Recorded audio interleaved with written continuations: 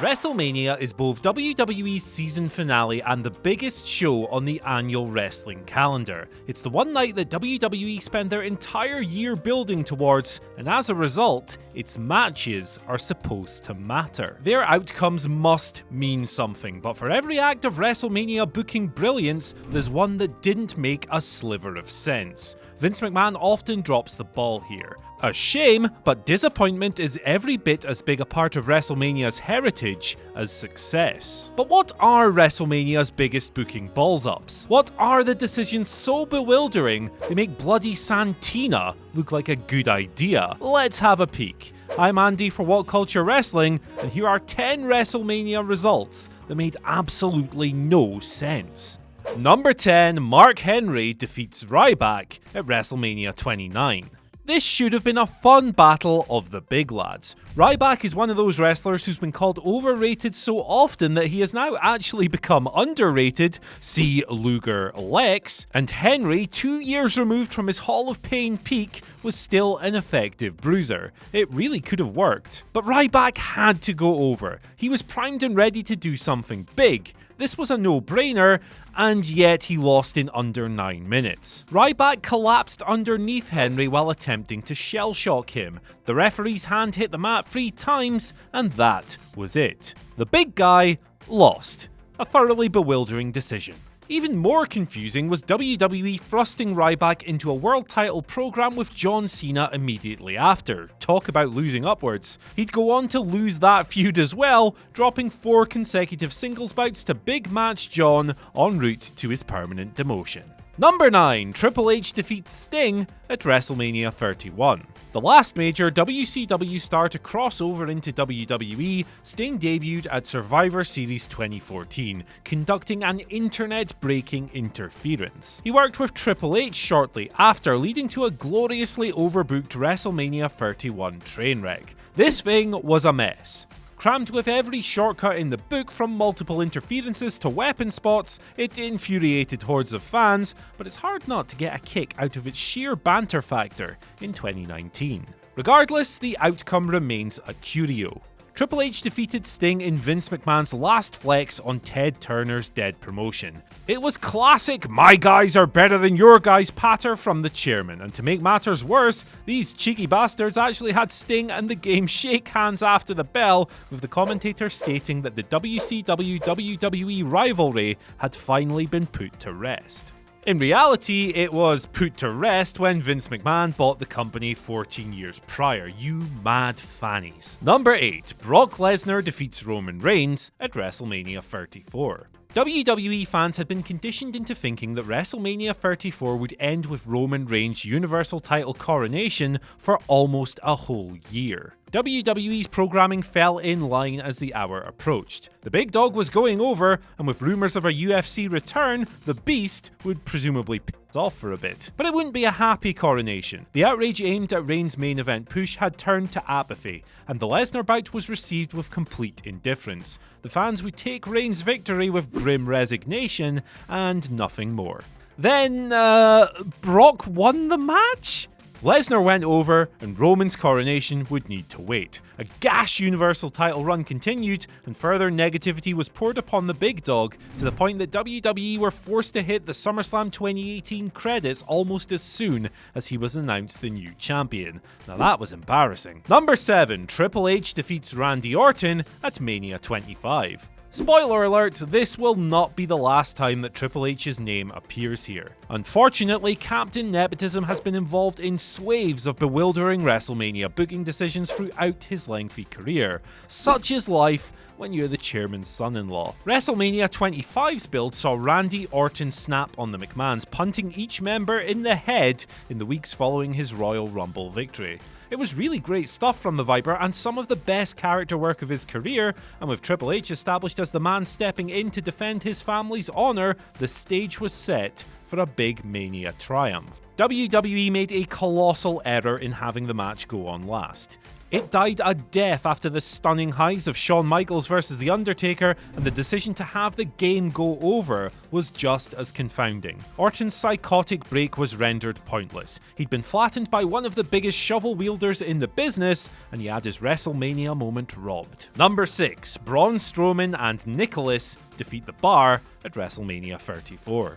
10-year-old Nicholas Cone will remember WrestleMania 34 forever. Plucked from the audience as Braun Strowman's mystery partner, he technically wrestled the Bar, becoming Raw Tag Team Champion after flattening one of WWE's best tag teams. He'll tell that story for the rest of his life, and good for him. But from a creative standpoint, this was a hurricane of liquid poop. WWE strapped one of their most storied titles to a literal child. That really shouldn't need extrapolation. Now, it wasn't quite the death of tag team wrestling, but how many times have those belts felt important since WrestleMania 34? Really think about that. After a while, you'll probably come to the same conclusion as me. 0. This decision makes as little sense in hindsight as it did in the moment. There was no way Strowman and Nicholas could defend the belts, so they were forced to give them up on Raw the next night. And since then, we've had dead acts like Bray Wyatt and Bobby Roode, the bloody B Team, and a pointless AOP run. This is WrestleMania 34's legacy, and the Raw Tag Team titles are still suffering for it. Number 5. Sheamus defeats Daniel Bryan at WrestleMania 27. Hindsight is wonderful. It tells us that Sheamus' 18-second squash of World Heavyweight Champion Daniel Bryan was an essential step in the defeated star's rise. The outrage sparked the Yes Movement's surge, and Bryan's support soared. It continued through Team Hell No's run, peaked following the Royal Rumble 2014 catastrophe, and ultimately culminated with one of the most memorable victories in Mania history as Bryan secured his Miracle on Bourbon Street at WrestleMania 30. But at the time, Sheamus' win was a honking booking decision, and one that confounded as many as it enraged. As Daniel Bryan was playing a cowardly heel at the time, this was WWE's attempt at promoting Sheamus as an uber babyface. These daft actually thought that the Irishman was going to get cheered for killing the fans' cult hero. Instead, Sheamus' title run flopped. His face character was a big detestable bully, making this more than a case of a few internet fans complaining because their favourite wrestler lost. This was an unearned burial, and totally thoughtless. Number 4. The League of Nations defeat the New Day at WrestleMania 32.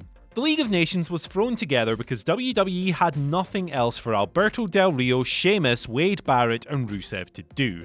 They accomplished nothing, farting through all manner of listless matches and feuds before falling apart soon after Mania 32, where they wrestled the New Day. Their lack of focus made the League's victory a hard sell, but it happened. They won. A dull match, but a New Day victory would have made it worthwhile, yet WWE handed the win to a stable they planned on doing precisely nothing with afterwards. The post-match saw Mick Foley, Shawn Michaels and Steve Austin saunter down the ramp and bury the group, rendering the whole thing pointless. 4 weeks later, the League weren't even a faction anymore, so why did WWE elect to give them the WrestleMania 32 rub?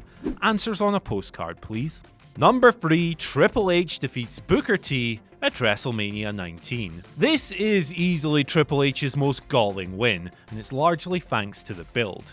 Presented as a challenger unworthy of the World Heavyweight Championship, WWE's creative room resorted to borderline bigotry throughout a storyline that served only to undermine Booker T.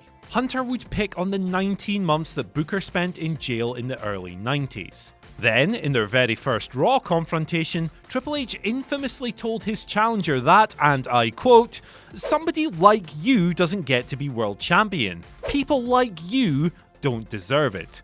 Those words actually came out of his mouth, for Christ's sakes, and somehow it got even worse as the game commanded Booker to, and I quote again, "do a little dance for me." This is objectively gross, and it meant that in kayfabe terms, Hunter's victory was a result of his perceived ethnic superiority. Think about that for a second. That isn't Triple H being a heel, but the writing team approaching a sensitive topic with the subtlety of a sledgehammer to the mouth. Add the fact that Booker was on the verge of breaking out as a legitimate headliner to the mix, and the decision just makes even less sense.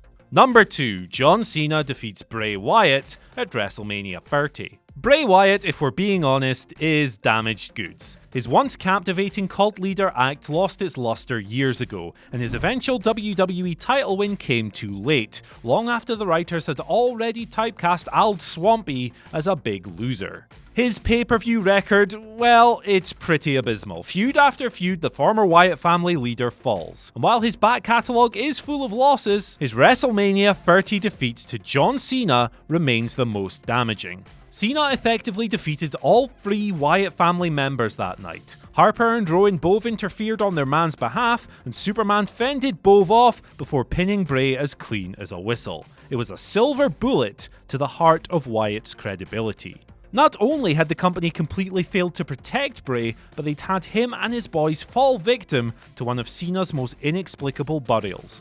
And that was it for him. He has never felt like a major force since, even after finally winning the big one.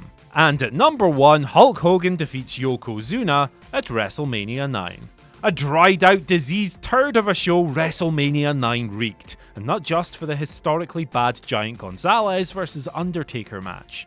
The 2 main event segments really stunk Caesar's Palace out. Bret Hart ate a crushing loss to Yokozuna, ceding his WWE Championship in the process.